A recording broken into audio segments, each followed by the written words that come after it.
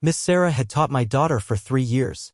Her announcement after the recital revealed why my child had been struggling and made me question everything about her education. The recital had been beautiful like it always was. All the parents packed into the small auditorium at the community center, phones out, capturing every moment of their little dancers on stage. My daughter had performed her solo piece, and while she looked graceful and confident out there, I could see the strain in her movements. She'd been so stressed about this performance for weeks, practicing until her feet bled, crying over routines that seemed impossibly difficult for her age group. I'd been wondering for months why dance had become such a struggle for her. 3 years ago, when she first started, she was like a natural. Other parents would comment on how effortlessly she moved, how she seemed to understand the music in a way that other kids didn't.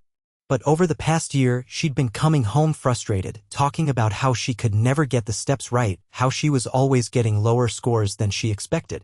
I tried talking to Miss Sarah about it during parent conferences, but she always seemed to brush off my concerns. She'd say that my daughter was progressing normally, that some kids just hit plateaus, that it was important not to push too hard. But I could see my child losing her joy for something she'd once loved, and it was breaking my heart. After all the performances were finished and the parents were mingling, eating cookies and taking pictures, Miss Sarah walked back to the microphone. She looked nervous, fidgeting with her hands in a way I'd never seen before. The chatter in the room gradually died down as people realized she had something to say. What came out of her mouth next made my blood run cold. She admitted that she had been deliberately giving my daughter harder choreography than the other kids her age. She'd been scoring her more harshly, pointing out flaws that didn't exist, and generally trying to make dance feel impossible for her. The room went completely silent. I could feel other parents turning to look at me, trying to gauge my reaction. My hands started shaking as Miss Sarah continued, explaining that she'd been jealous of my daughter's natural ability. She said she'd been dancing since she was 3 years old, had trained for years, had dreamed of professional dance careers that never materialized. And then this 10-year-old walks into her studio and makes it look effortless. She talked about how it made her feel inadequate as a teacher, how she worried that my daughter's talent would overshadow her own abilities. She described months of deliberately setting my child up for failure, giving her routines that were meant for teenagers, critiquing her posture and timing with unrealistic expectations. I felt like I was going to be sick. All those nights my daughter had cried herself to sleep, all those times she'd asked me if she was just bad at dance, all the confidence that had slowly drained out of her over the past year. It had all been deliberate sabotage by an adult who was supposed to be nurturing her growth. The other parents were starting to murmur among themselves, and I could see the anger and shock on their faces. Some were looking at their own children, probably wondering if Miss Sarah had been playing favorites or holding their kids back too. The whole foundation of trust that we'd built with this dance studio was crumbling in real time. I was ready to march up there and demand answers, to call for refunds, to make sure this woman never taught children again. How could someone who worked with kids be so cruel and petty? How could she look at a child's enthusiasm and decide to crush it out of her own insecurity? But then something happened that I never saw coming. My daughter, who had been sitting with the other kids in the front row, suddenly jumped up and ran onto the stage. Instead of being upset or confused, she threw her arms around Miss Sarah and hugged her tight. The room erupted in confused whispers. I was completely lost, trying to understand why my child was comforting the woman who had just admitted to emotionally abusing her for months. Nothing made sense anymore. Miss Sarah was crying now, and my daughter was patting her back like she was consoling a friend. They stood there for what felt like forever, this strange tableau that nobody in the audience could interpret. I wanted to run up there and pull my daughter away, but something in her body language told me to wait. Then my daughter took the microphone, and what she said next turned my understanding of everything upside down. She explained that she and Miss Sarah had planned this whole confession together. She said she'd been feeling terrible about being better at dance than her classmates, that she'd noticed how some of the other kids got discouraged when she picked up choreography faster than they did. She'd been worried that her natural ability was making her friends feel bad about themselves. So she'd gone to Miss Sarah with an idea. What if they pretended that she was struggling? What if Miss Sarah gave her harder routines and pretended to be more critical so that the other kids would see that even the talented ones had to work hard and face criticism? My daughter had been acting this whole time. The tears, the frustration, the loss of confidence, it had all been an elaborate performance designed to make her classmates feel better about their own struggles with dance. Update 1. I sat there in complete shock, trying to process what I just heard. My 10-year-old daughter had orchestrated months of psychological manipulation, not out of malice, but out of some misguided attempt to be considerate of her friend's feelings. I didn't know whether to be proud of her empathy or horrified by the complexity of her deception. The other parents were just as confused as I was. Some were angry that they'd been deceived, others were touched by my daughter's intentions, and a few seemed impressed by the sophistication of the whole plan. The emotions in the room were all over the place. Miss Sarah took the microphone back and tried to explain her role in all of this. She said that when my daughter first came to her with the idea, she'd thought it was sweet but impractical. But my daughter had been so insistent, so worried about her friend's feelings, that Miss Sarah had eventually agreed to help. She described how difficult it had been to pretend to be harsh with a student she actually adored. She'd had to watch my daughter's fake tears and pretend not to be moved by them.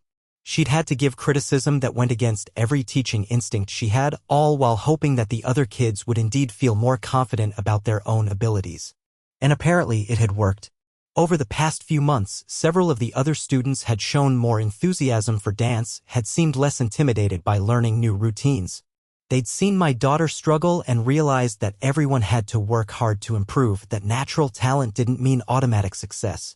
But the cost had been enormous.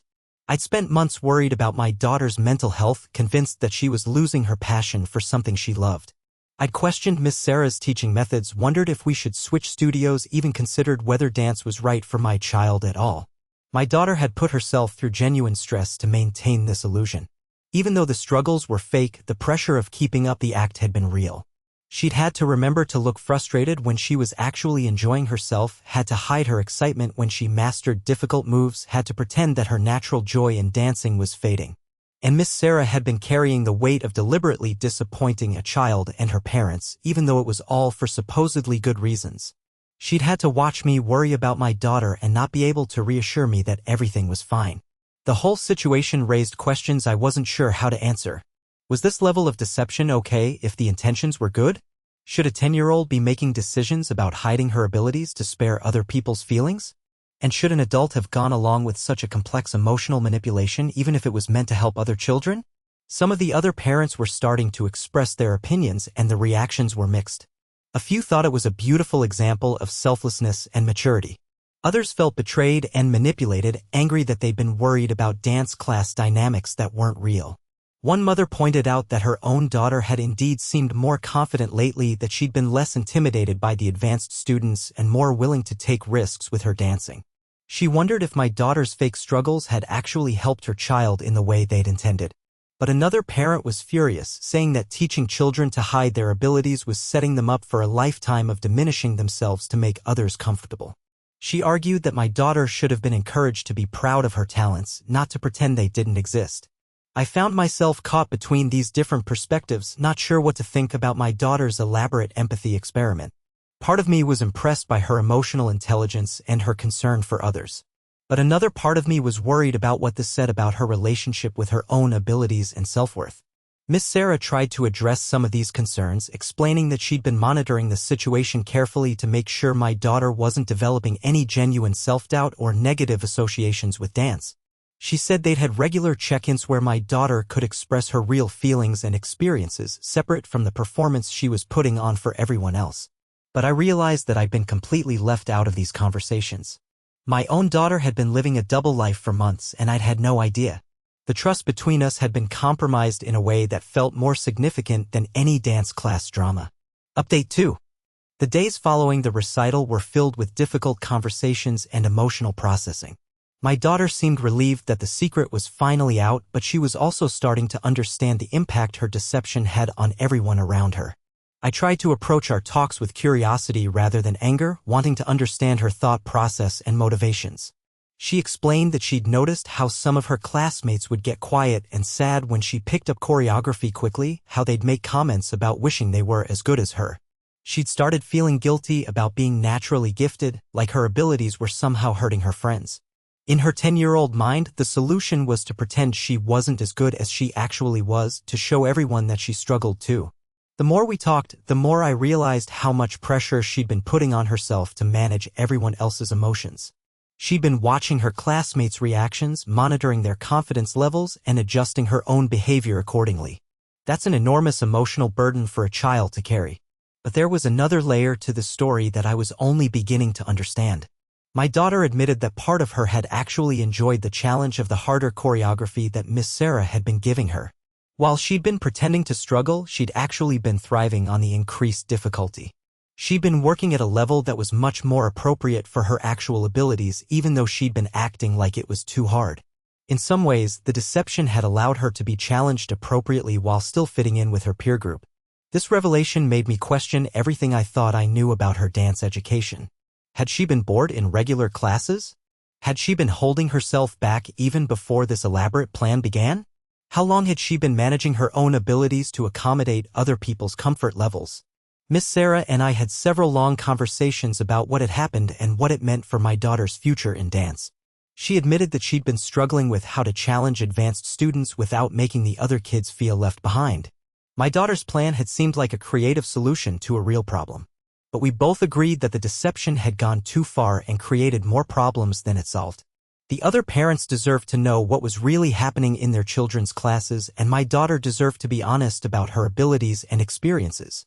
We decided to have a group meeting with all the parents and students to discuss what had happened and how to move forward. Some families were understanding and supportive, impressed by my daughter's empathy and creativity. Others were still hurt and angry about being deceived, feeling like their trust had been violated. The conversation revealed a lot of underlying tensions in the dance class that I hadn't been aware of. Some parents had been pushing their children to compete with my daughter, creating pressure that the kids were feeling. Others had been making comparisons between their children and mine, not realizing how those comments affected everyone involved. We ended up restructuring the class format to better accommodate different skill levels and learning styles. Miss Sarah implemented new teaching methods that challenged advanced students without leaving others behind. And we established clearer communication policies so that parents would be informed about their children's actual progress and needs. But the most important outcome was a series of conversations about how to help children navigate their own abilities and social relationships. My daughter learned that hiding her talents wasn't the answer to other people's insecurities and that real friendship involves supporting each other's successes rather than minimizing them. The other students learned that everyone progresses at their own pace, that comparing themselves to others wasn't helpful, and that they could celebrate their classmates' achievements without feeling diminished by them. It was a complicated lesson for all of us about authenticity, empathy, and the difference between being considerate and being deceptive. My daughter's heart had been in the right place, but her methods had created confusion and hurt that took time to heal. Final update. Months later, I'm still processing everything that happened during that recital and its aftermath. The situation taught me so much about my daughter's character, both the beautiful and the concerning aspects of how her mind works. Her empathy and concern for others' feelings showed a level of emotional intelligence that impressed me. She'd been paying attention to her classmates' emotional states and had genuinely wanted to help them feel better about themselves. That kind of awareness and care for others is something many adults struggle with. But the complexity of the deception she'd orchestrated also worried me. At 10 years old, she'd been capable of maintaining an elaborate performance for months, managing multiple relationships, and manipulating situations to achieve her desired outcomes. Those skills could be used for good or ill depending on how they developed. The whole experience made me realize how much my daughter had been managing her own social interactions without my knowledge or guidance.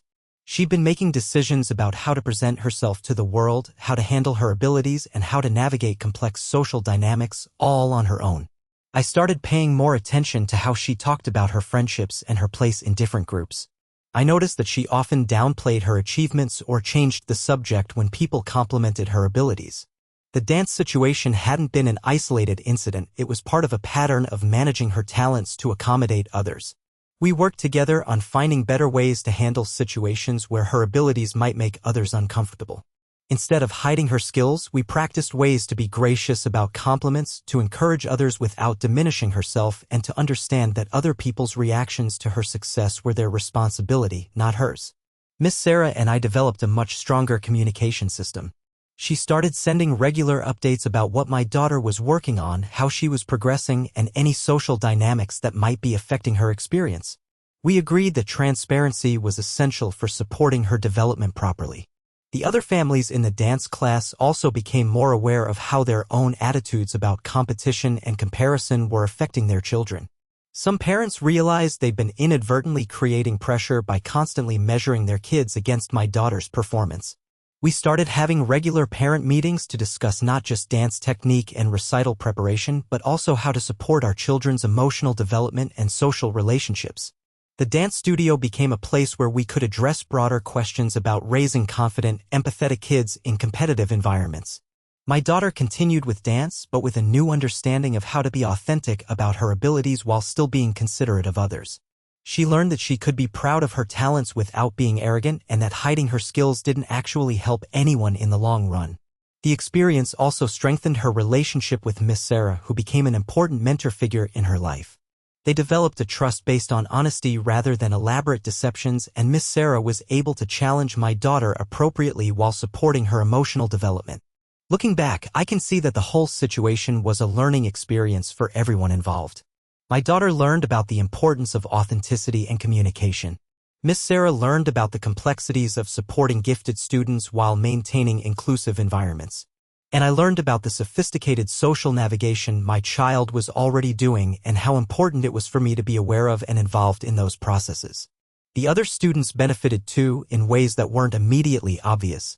They learned that everyone has different strengths and challenges, that success requires effort regardless of natural talent, and that supporting each other's achievements makes everyone stronger.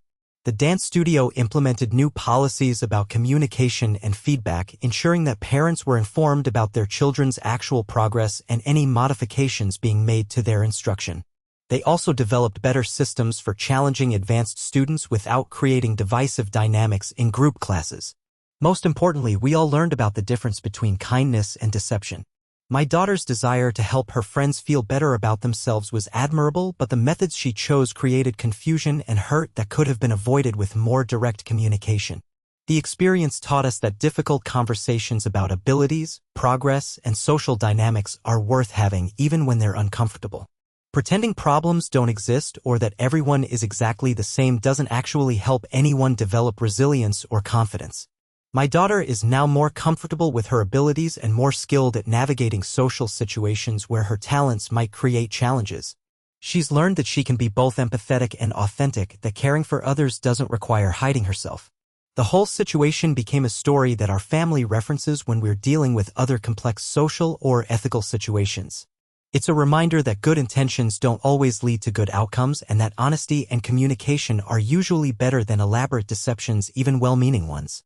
Years later, my daughter still dances, and she's developed into not just a skilled performer but also a thoughtful leader who knows how to support others without diminishing herself. The lessons from that dramatic recital continue to influence how she approaches challenges, relationships, and her own development. The experience also changed how I parent, making me more aware of the complex social and emotional work my daughter is doing every day. I've learned to ask better questions, to pay attention to subtle signs of stress or confusion, and to create space for honest conversations about difficult topics. Miss Sarah became a trusted advisor who helped me understand not just my daughter's technical development but also her emotional and social growth. Our partnership in supporting my daughter's development became a model for how parents and teachers can work together more effectively. The whole story became legendary in our small dance community, talked about as an example of how complex children's emotional lives can be, and how important it is for adults to pay attention to the social dynamics we're creating in competitive environments. In the end, what started as an elaborate deception became a catalyst for deeper understanding, better communication, and stronger relationships all around. It wasn't the outcome any of us expected, but it was ultimately more valuable than any dance recital could have been.